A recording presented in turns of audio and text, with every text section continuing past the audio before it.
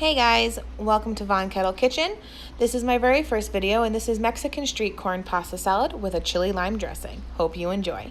Okay, so today I am making Mexican street corn salad and I'm not using fresh corn. This is corn that I had froze up last year from our sweet corn. This is just frying with just a little bit of olive oil just so we can get some color on it. So you can see if we got anything going on.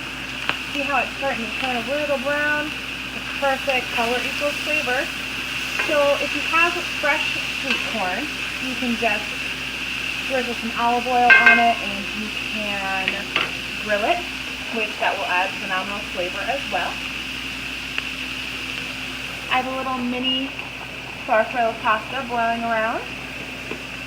And we have some green onions and pickled jalapenos and the sauce that is going to be going on the top, and we have a little cotijia cheese as well. So I am waiting for the pasta to finish cooking till al dente. I personally don't like cilantro, but you can use cilantro in this case. You can use fresh or dry. This I have here is just some dehydrated parsley that I did last summer. I am a firm believer of making your own things. Your flavor becomes even deeper. I am going to drain off this pasta. I'm going to shock it in some cold water so it'll stop cooking. I have some bacon in the oven, cooking away, which will also go inside of this salad as well.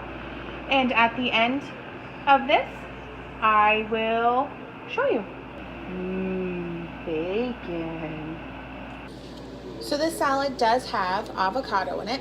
And a tip to get the pit out, just take the knife, slap it a little bit, and turn, and it takes the pit right out. Also, when you're making something like a salad, it's easiest to just score the avocado while it's already in the shell. Bear with me guys, this is my very first video that I have ever done in my life for something like this. So I'm a little prepared and a little not prepared.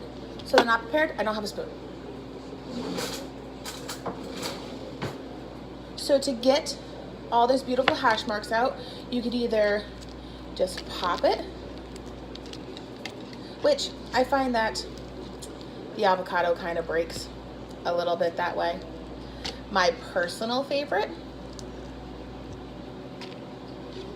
is just to take the spoon, go along the outer edge,